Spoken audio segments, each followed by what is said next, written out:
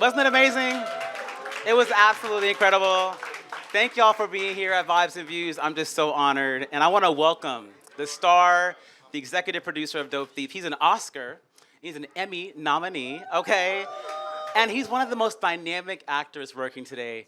Y'all, give it up. Get on your feet for Brian Tyree Henry. Come on in, Brian. Here we go, here we go, here we go. Please forgive me. I'm sorry. I just have to do this real quick. Are you trying to get your Dope Thief part? Can you get it up? Thank you. Hi.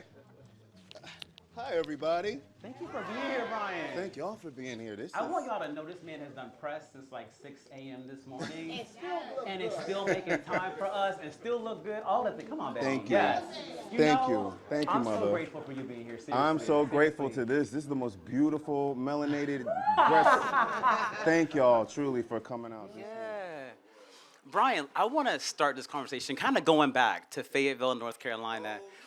Take me back to the country, and I really want people to know when you first developed your love of acting. You know what? I'm the only boy, the baby of 5, 4 older sisters, 16 years older, 15 years older, 13 years older, 7 years older. So acting saved my life. And I had so many people in my home to imitate. There we go. There we go, yeah.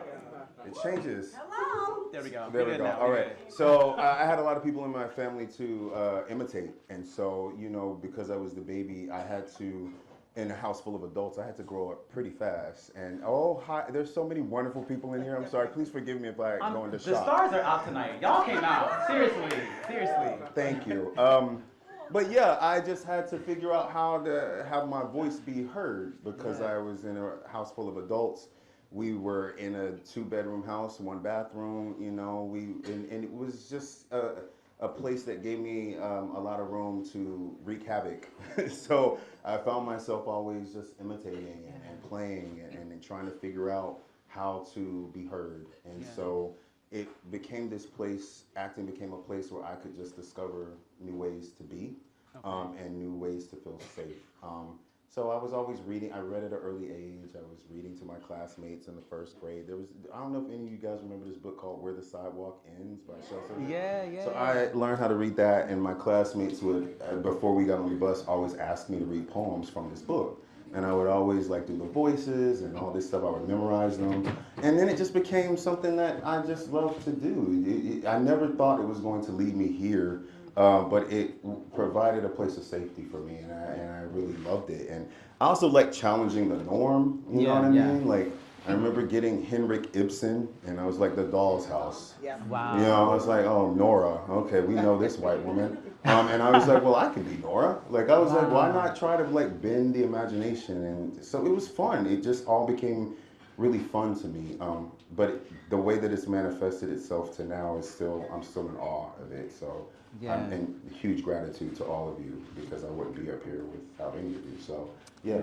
Snaps to that. And y'all, Brian's a part of this fierce alumni network that includes Angela Bassett, Lupita Nyong'o, Frances McDormand, Paul Giamatti. You have a master's degree in acting and drama from Yale. Yale, y'all. From Yale, okay? It's just this little school. That is so crazy. And I want to know really why Yale and also how important is that degree and that co-sign in kind of launching your career? It's interesting because when I got into Yale, I went there straight out of college. I graduated Morehouse. I graduated Morehouse, Go Maroon Tigers, in '04 by the skin of my teeth. I was not sure it was going to happen. And I was told by my professors at Spelman, because I ran away from Morehouse and went to Spelman to study, because back in that day, the schools were kind of antiquated. It was very much I think you know what I mean. We got church right now. So it was very much men do business, men do math, women do philosophy, women do theater, and so luckily Spelman brought me into their theater department, which also saved my life because am still friends and still talk to the crew that I came up with in that theater department. And we were a kamikaze mission. We were insane. Like, we would do, my first play was Antigone. Wow. And we had an all-black production of Antigone and all-black production of Tartuffe, where I played Tartuffe. But then we'd also turn around and do Anna Devere Smith, Twilight Los Angeles. Like, it was very great. And so my professors and my mentors were very adamant that I should pursue acting as a career. Like, I should go as far as I can, I should train. And I laughed at them. Like, I laughed at them. One mentor actually in the hallway was like, you should apply for Yale. And I laughed at him. I was like, if they saw my GPA, man, it's not. He's like, it's not about that. You should apply. He was like, well, what are you going to do after you graduate? And I was like, well, I'm going to move back to DC and do security like my sisters do. And he slapped me across the face.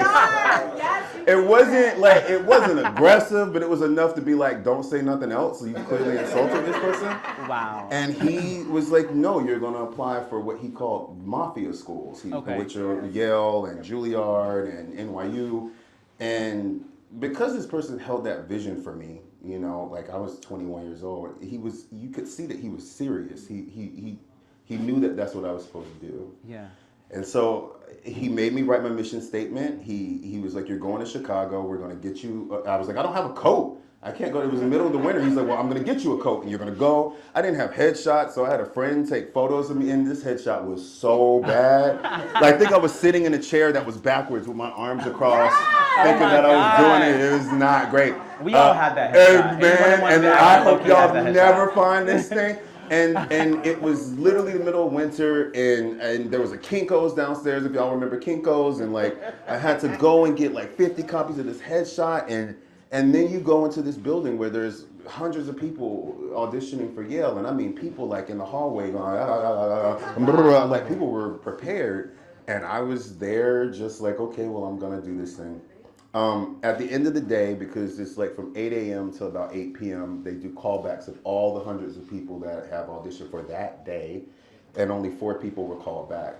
And I was one of them. And there were 3 other men, and they were black men. So there were 4 black men that were called back. Wow. Yeah, and it was amazing. And I will say, you know, like, I'm still in awe of how that happened, because I was only 21 years old. But getting to Yale, what I learned was, when I got there, I was like, please leave here exactly the way you came. Woo, because that's why they took you. I was like, learn the tools, you know, like, take what you can, but I wanted to make sure that I left the exact same way that I came in, and I believe I did. I think that I absolutely brought myself to that school. It was the hardest 3 years of my life. Ask any other alumni, black alumnus from Yale. Ask Devine, ask Lupita, ask Yaya. Wow. Like, it was, but it's also great to see them, because like, I'm now looking at my peers who have come in after, and we're all close. We all know each other. It created such a great community. I can't even step foot on Yale's campus. My nerves get bad, like anxiety. Well, and it's an Ivy League. I'm serious. Like, it was the same way when I was there. I was like, look at all these buildings these slaves built. That's really great, guys. But it was. I'm very glad that I did it. Wow. And then, Brian, jumping ahead a little bit, you were on Broadway in the Book of Mormon, which is incredible. A lot of folks don't know that. Went from ensemble to being like in the lead, I think, right? Which it's that very rare. Happens. Yeah, that never happens. I had workshopped the musical. I just want to be very clear. Musicals were not my lane, and I respect anybody who studies musical theater, who musical theater is their thing, but it just wasn't my thing. Like, I was like, that it takes a certain kind of training, a certain kind of mind. But when I heard what this musical was, I was like, well, I gotta do this. And so when I was doing it, I just realized that I was getting a certain kind of, attention. And when I would come on stage, like, I had this moment in the play that, like, brought the house down. Like, it just brought the house down laughing. I was like, oh, that's cool. And so I went to Equity and was like, hey, look, can y'all come look at this play and see if, I think that I'm a lead, I don't know. And so Equity came, and they literally, on my birthday that year, were like, you were a lead. Like, this is what they have to change the entrance music. You get your own bow. And I was like, cool. Oh man, everybody's gonna hate me in this show now. But it was really amazing. What I didn't know is that when you're made a lead, your minimum is a year. You have to do a year, and I was like, damn, I was really trying to get up out of here. But I'm grateful. It was one of the hardest things I've ever done. Musicals are intense, but to be a part of that musical was really special. It was really amazing. Wow. And then Brian, I heard that you said that after that musical even, you would decide that you were gonna go big. You wanted to go do TV, you wanted to do film, Yeah. but you had said if like in a year you didn't make it, you were gonna walk away. You kind of got into that let go space, Yeah. and then you got Atlanta. You have to know when to walk away, truly. Do you guys know the astrology book, the Book of Birthdays, the Great Book of Birthdays? Okay. So I used to love it. No, hold on, let me tell you. So I'm in Aries, March 31st. Thank you, Aries season. Okay. Thank you. And the Book of Birthdays breaks it down by day. Like, so every day it tells you, and every birthday has a motto to live by. And I remember reading this book in college, and the motto for March 31st Aries is quitting isn't always a bad idea. And I was like, oh, that hits to the core.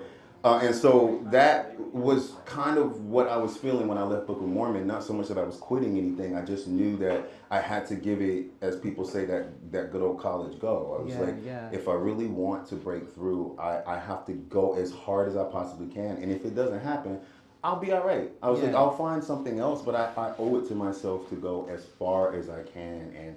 And then I started betting on myself. I was like, well, you should probably like look into managers, you know, and I found one of the best managers, like, who has held the vision for me since was 27 years old, and you know, just opening myself up to the communities and the spaces that I wanted to. And look, it was hard, okay? But it was so gratifying. Like, I was telling this story the other day of how I remember when I was moved here straight out of grad school. My first play was at the Public Theater, and it was great, but it was $300 a week, and I loved it. It was Shakespeare in the Park, and I was like going up there every day, like getting my little $300, and you know, fighting Oscar Isaac in the water. It was great.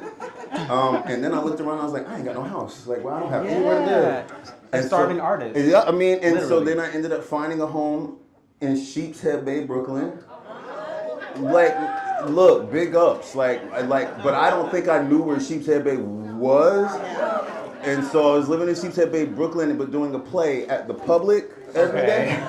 Two different worlds. And so and I remember having to get up every day, 6 days a week, to walk 25 minutes to the bus, because the bus wasn't always running. And then it was the B and the Q, and the B is express only at a certain time. So then you got to get the Q, which is local, and that was when I learned that you go through Avenue A through Avenue Z, and I lived past that.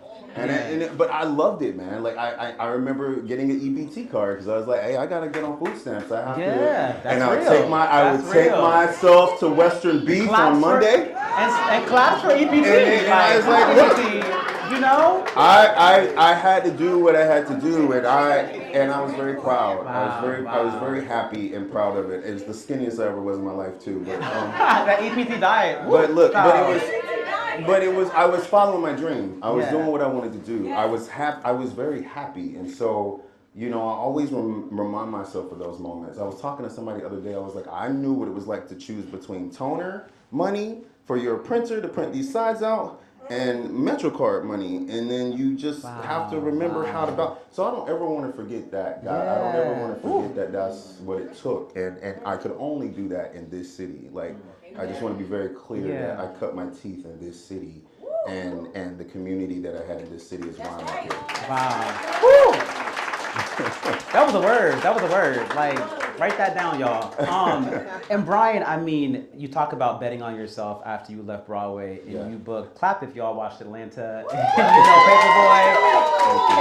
and you booked that role, Paperboy. I want to know, like, how has that role impacted your career? Since you touched that script and you were at that table read with Donald Glover and Lakeith, how has that changed your career?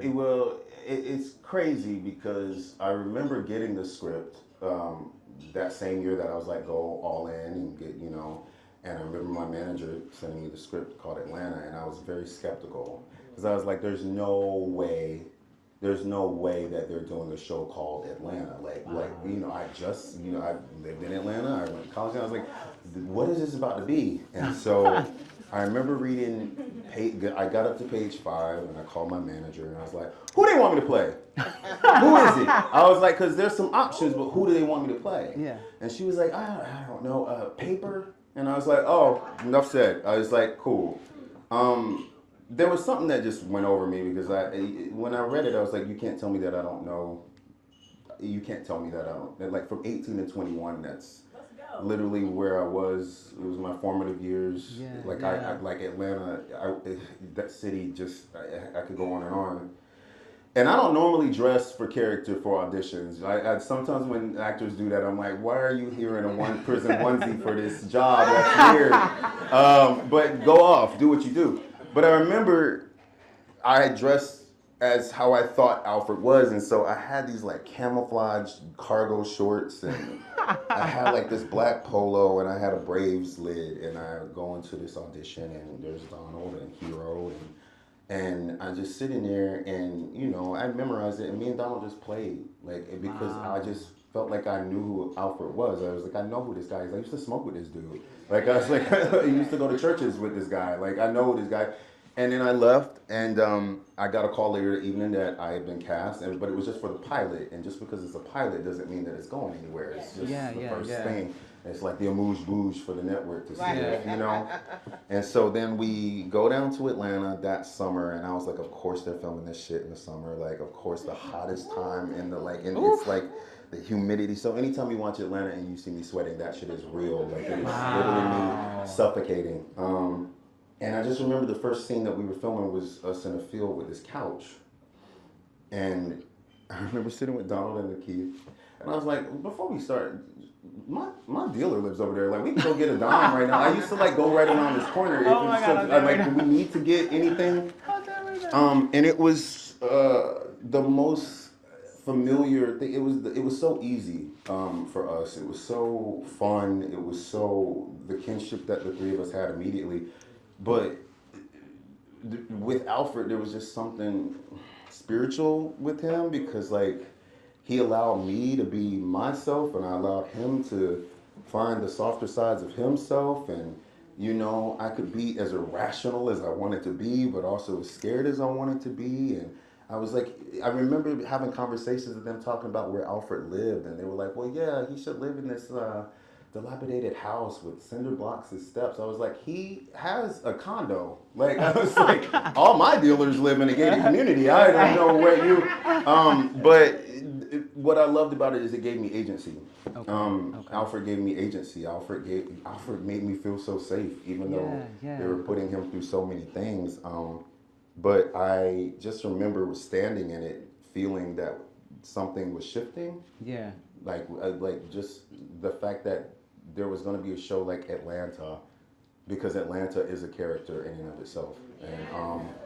And so I remember seeing the advertisement. I was like, there's going to be a billboard with 3 black men on it. Yeah, I remember that. Yeah. And I remember coming back here to New York and seeing it, and I was like, oh man, I don't think people will really understand what's about to happen.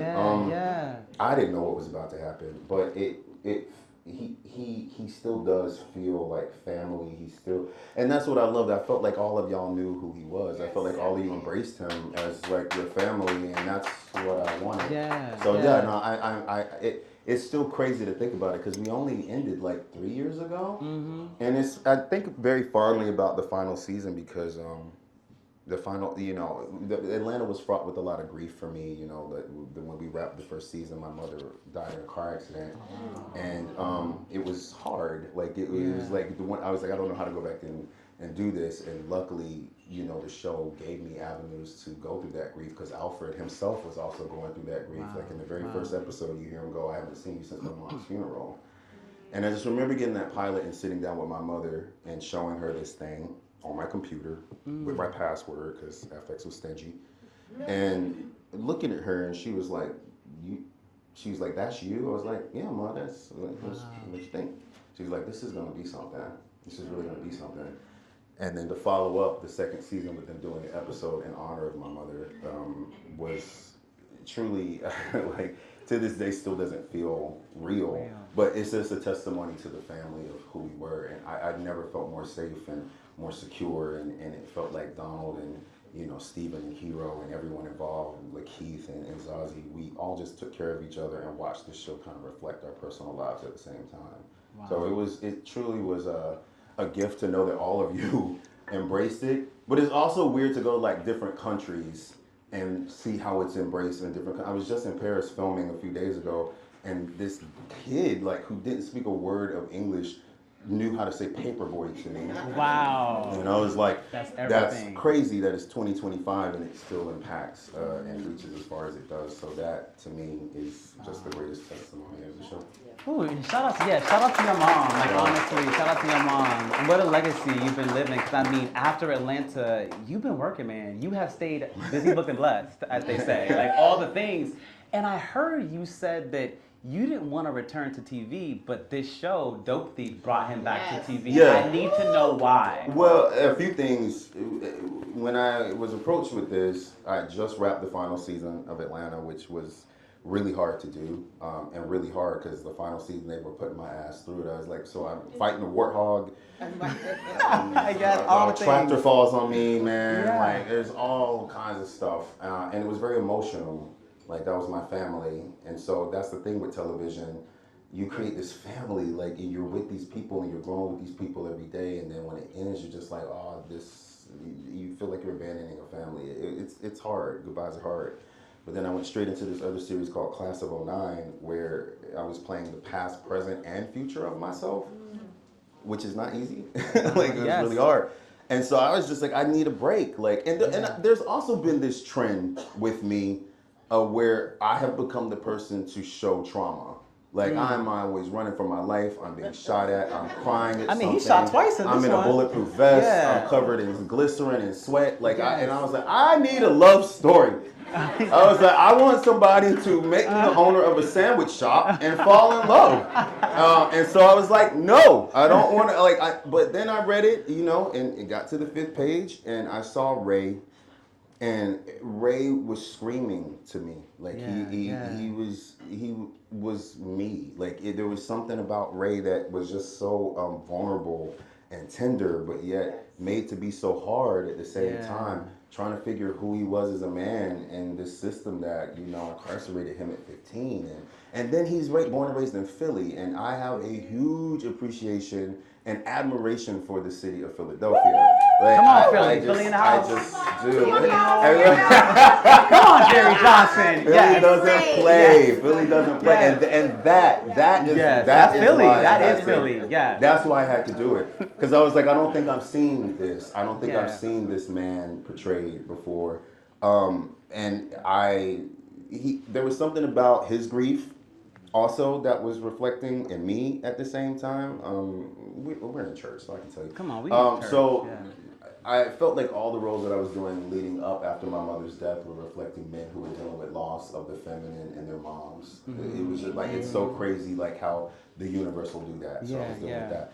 But I had yet to find a character that was making me confront my father energy. And me and my father have had a very estranged relationship. Yeah, same here, by the way. You know what I mean? Like, he was born in 1940s in the South. He was drafted for Vietnam, raised in Jim Crow. He's angry, and rightfully so. And then you have this black son who was afforded all these things, but he's still a black man in this world, and you don't know what to do. So, but me and my father, you know. And so I wanted to figure that out. And so I read Ray and his father and all these things that were going on, and also read Ray's relationship to his mother and his relationship with his best friend.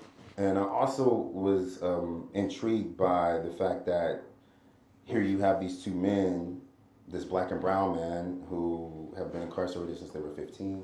Unfortunately, Philly is a city that has just as many penitentiaries as it does museums. Most of the people in them look like us. And then they release these men and go, okay, you're free, but then Philly becomes yet another prison for them. And I wanted to explore that. I really did. And I felt the best way to do that was to play Ray. Now, it didn't hurt that they said come and executive produce. Right. I was like, oh, well, sure. But what that meant is that it gave me a space to acknowledge Ray in a way that felt authentic and lived in, because I don't know if you know, but if you don't put respect on Philly's name, it will let you know. Yes. And so I wanted to honor that. Yeah. Because I've also been given the privilege, I want to say given the privilege of playing these men who are natives of the towns that these stories take place in. Yeah. So Alfred was born and raised in Atlanta. James from Causeway was born and raised in New Orleans. And then you have Ray born and raised in Philly. And what I realized about these men who choose not to leave or have no choice to leave is that their greatest highs and their lowest lows are all within the city that made them. Wow. And what does that do? And so when I looked at Ray, I was like, well, I have to really unpack that. I really want to figure out what that was. And so Ray also gave me a chance to unpack a lot of stuff. I say all the time, like, if I got this part 5 years before, I don't think I would have been able to play him. Like, because Ray is not only dealing with grief, he's dealing with addiction and trying to figure out recovery. He's dealing with abandonment. Me and the showrunner, Peter Craig, had this saying that we felt like Ray was an inconvenient child. And I knew what that felt like, you know, being the baby in this house full of adults. I was missed all the time. Like, I was forgotten all the time. I had to sing for my supper all the time. And so I really wanted to make sure that when I did this show, I was giving Ray the opportunity to figure out how to unpack that and unburden himself with that. Yes, I'm still shot at and running for my life in almost every episode, but what I'm also hoping is that when the viewers see him, because he's very much an anti-hero, like, you're not supposed to like Ray. You're not supposed to like a lot of the characters that I play, honestly. But what I hope for is that it makes you lean in a little bit. It makes you want to, you leave thinking about him, you want to care for him, and you remember that you know him. Like, we know Ray, like, we all know Ray. And so you're going to watch this and be like, Ray, don't go, Ray, don't, like, Ray. Like, what are you doing? And I love that, because it's activated. It makes you, it gives you a charge. It makes you feel ownership to him, and that's something that really attracted me to him. I really owe Ray a huge amount of gratitude, because he gave me a place to lay down a lot of burdens. I hope he's okay. Whew, come on. Ray. And I want to give you props also, because you kind of glossed over it, but being an executive producer is not an easy thing. And I want to know what's been the biggest win and the biggest challenge of being an EP and a star of your show. You lose a lot of sleep as an EP because it is a relationship with the show. This is why I trip about people who direct as well, because it is a relationship. You go to dinner with this show, you are showering with this show, you get upset with this show, you don't return the show's phone calls, you leave it on red at times, and but it's so, you can't stop thinking about it. And what I love about being an EP in this capacity is that it allowed me to be a bridge. I come from a theater background, and when you do a play, I have a saying that no one person is bigger than this play. Like, no one person is bigger than this play. Somebody had to hang these curtains, somebody's gonna hang your props, somebody's hanging your costume, somebody's miking you, and then the lights come up. And so like, if all those things aren't in tandem, then you don't have a show. And then what's also part of the play is the audience. Like, there ain't nobody out there who you playing to. And so that translated to Dope Thief, because what I'm asking these people from ensemble to crew is a lot. And not only am I asking them that, I'm asking the community that as well, because we filmed on the streets of Philly. Like, I was like, we can't do this on a soundstage. Like, can you imagine if somebody from Philly saw us? Like, wait, that's not Kensington. Like, and I didn't want that. I really didn't want that. And Philly is another character of the show. So what being an EP allowed me to do was to be a part of the community that we were filming in. And I mean, we filmed everywhere in Philly, from North Philly, West Philly, Kensington, Manayunk, Chestnut Hill. Like, we were all up and through. But what I did realize, there was one episode where, like, I'm running through the alleys. I mean, I'm running through the alleys, and I've got a gun, and I'm screaming, and so, just, please don't take this the wrong way. My favorite thing in life is a black woman wearing a duster. She comes down and says, what y'all doing out here? She can do anything. Black woman, she can do anything. I was like, that's a superhero. And I was like, we have to hold, because I have to address her. And so I was like, look, I just want you to know we're filming a series. I'm running through the neighborhood. I just want you to know, like. Did she call you Paperboy? She did not. She didn't know who I was, which I was also humbled by. I was like, great. And so I was like, I just want to let you know that we're filming here. Thank you for giving us your space and time. And I saw that she had a little table full with Girl Scout cookies. I was like, are you selling Girl Scout cookies? She's like, yeah, you want some? I was like, how about this? In between takes, if you don't mind, I'm gonna send the crew down.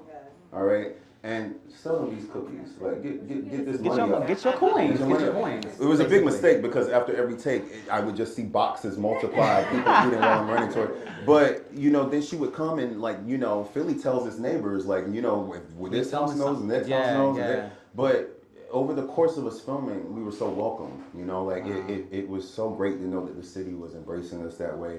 They knew that we were there. We wanted to respect that space, you know what I mean? Because you got trailers and cables and all this stuff coming up in there, and we're doing drugs and all this shit. So being an EP allowed me to be that bridge and to actually have my hand in the sauce, man.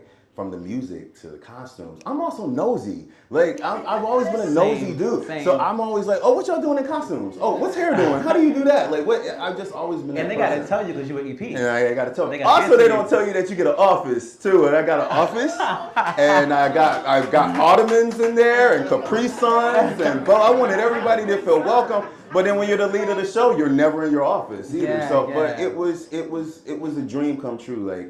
Every single thing you see put in the show, from the opening credits to the end credits to just I had a hand in it, and it just felt really good, and it also allowed me to feel like when you saw my name attached to something, you would know what you're getting, and it would excite you, and it would make you proud, and you want to come and see what I was up to next. So being EP allowed that. Yeah. It really does feel like you have a Brian Tyree Henry, a strong brand. And when we see your name, we know what we're going to get. It really feels that way. And you guys, by the way, if you were not caught up, just keep in mind there's a banner here, a banner back there with a QR code, and you can watch all 5 episodes. I'm all caught up. That's cool. I've been on the roller coaster. But I want to get a little bit more personal. Episode 6. I heard the story behind episode 6, and I'm ready for it because I had an up and down with my father. He passed in 2017. Before I had a chance to say goodbye to him. Sorry. But I heard your story around filming episode 6, and I got goosebumps. Okay. Can you tell them that story? Yeah. So episode 6 comes out this Friday. Yeah. So my father, Marion Henry Jr., and I, like I said, it was very estranged. And this show went on hiatus because there was a strike that happened. The writer's strike and the actor's strike happened in May. And I made it a point to stay in Philly. I didn't want to leave. I didn't want to disconnect with Philly. As an EP, I wanted to be on the ground for my crew. I just wanted to be there. And at that point, I thought it was maybe a month, And then a month turned into 3 months, and then 3 months turned into 5. And I remember I had been doing extensive therapy. Everyone go to therapy. That's part of my week is therapy. I'm sorry, and I know, and if you don't know how to get it, keep talking to people till you find it, because, therapy is very important. It just is. And so I've been working with my amazing therapist, trying to unpack my daddy shit, because I didn't want to be this angry black man walking around trying to figure out how to be a black man. I just wanted to... There's stuff, and all these men that I was playing in my career, I didn't really know how to unburden myself of them, because all these men and their trauma I was carrying, from Alfred to James to Lemon even, I was just carrying all of their stuff, and I've been working extensively, and I really wanted to figure out how to find this common ground with how to unburden myself with the pain and rejection I was feeling from my dad. And so... my father had, how do I say this? It's safe here. I can tell you guys this. My father was angry.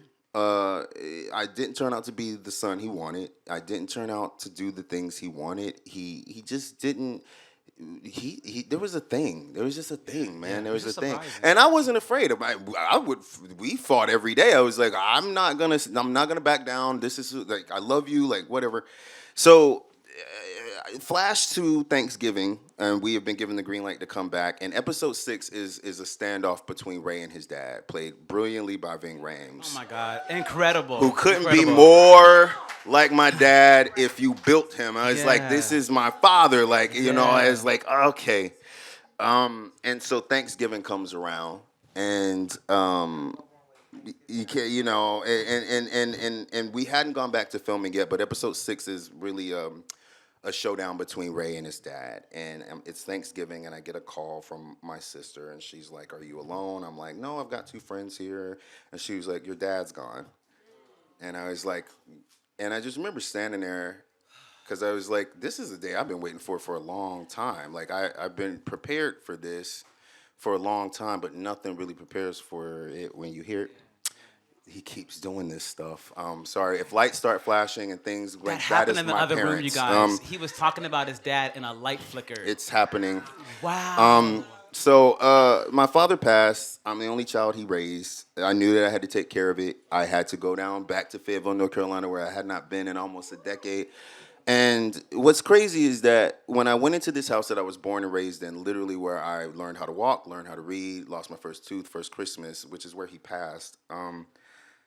My father wasn't very present in all these things that were going on in my life. He was never with me at my awards. He never came to see my plays. But when I walked in this house, it was a shrine to me. So there were all these photos of every milestone in my life, like a picture of me on the red carpet from the Oscars, a picture of me at the Emmys, a picture of me as Paperboy. He had a picture of my Happy Meal toy when I was a Marvel superhero. Wow.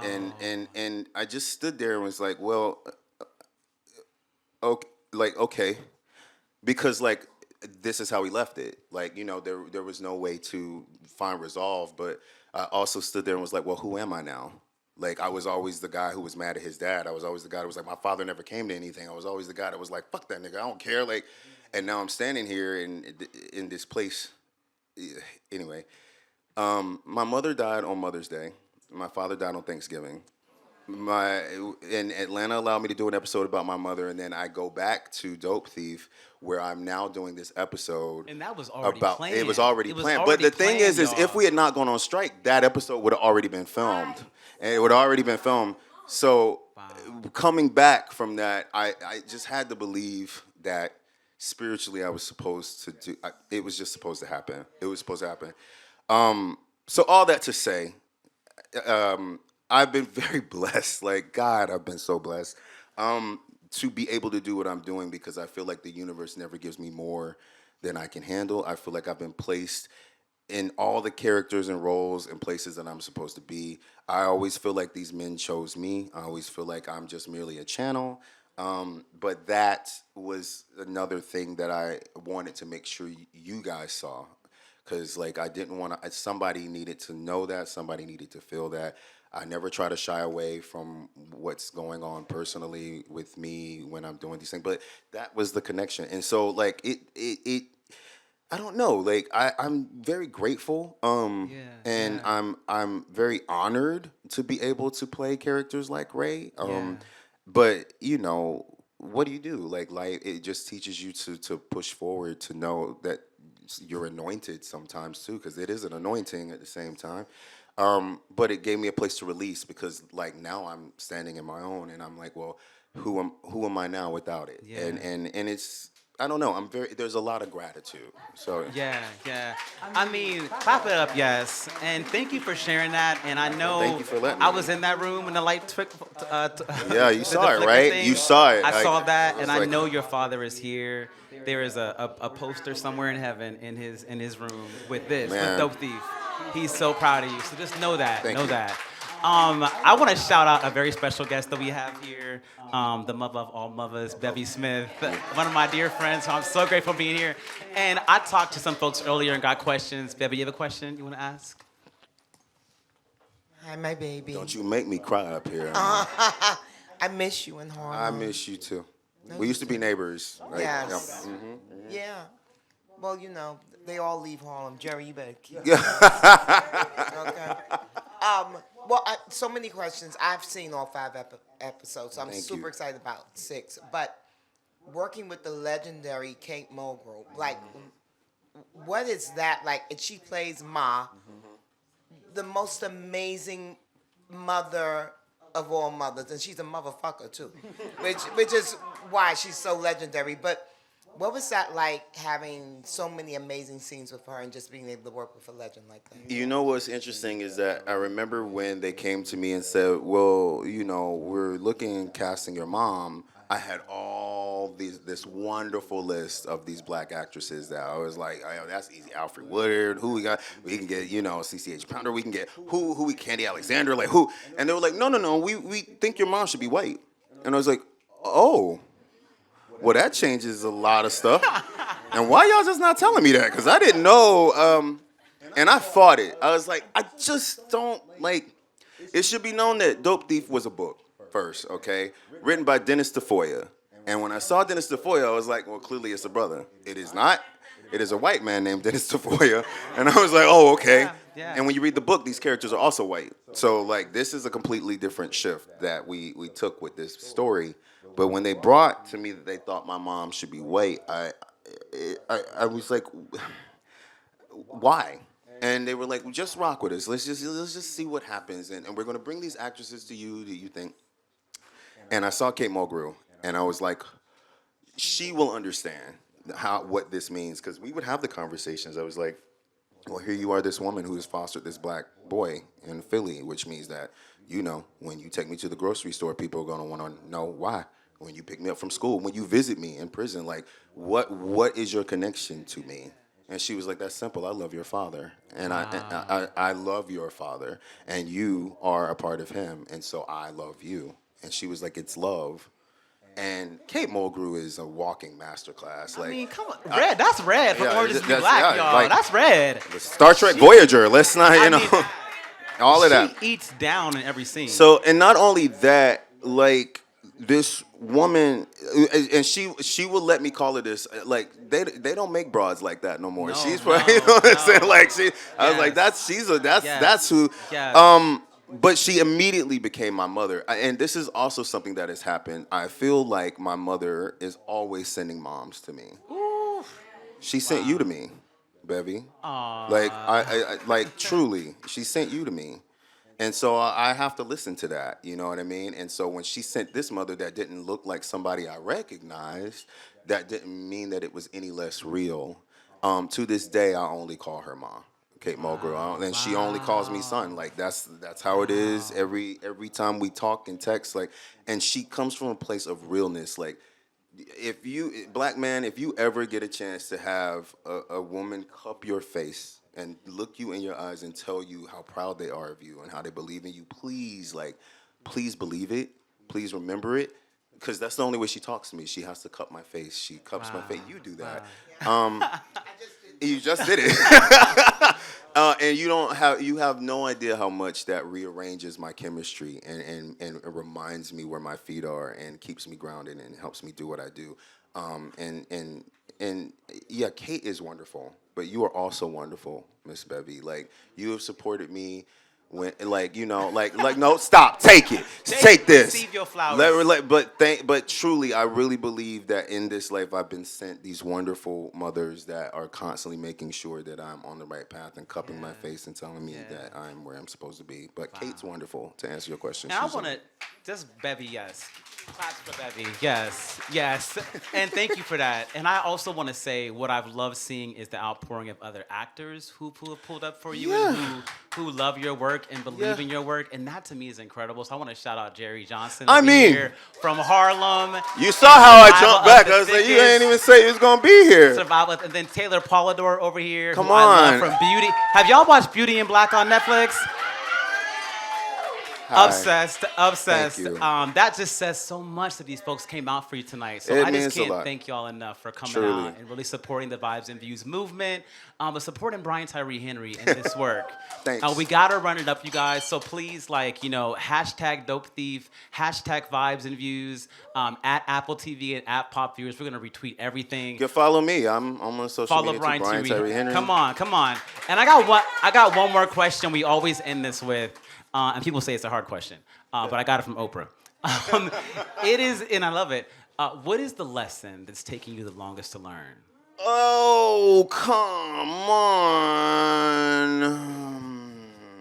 The lesson that's taking me hard. It's interesting. My mother has this phrase that she used to say to me called let go or be dragged. And so as I've gotten older, I truly understand what that means because I feel like we're always spending so much time holding on to these things that don't serve us. And if you think about it, you're holding on to things that are moving forward and they eventually will just drag you behind them. So it will serve you sometimes to just let go. Just like how the Book of Birthday said, quitting isn't always a bad idea. But I think for me, it's truly about the letting go.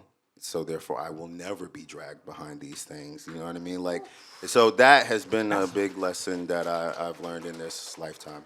The letting go. Thank you for this. Thank you for being so present. Thank y'all. Y'all, he's an icon. He's a legend, and he is the moment. Give it up for Brian Tyree Henry, y'all. Thank you you so much.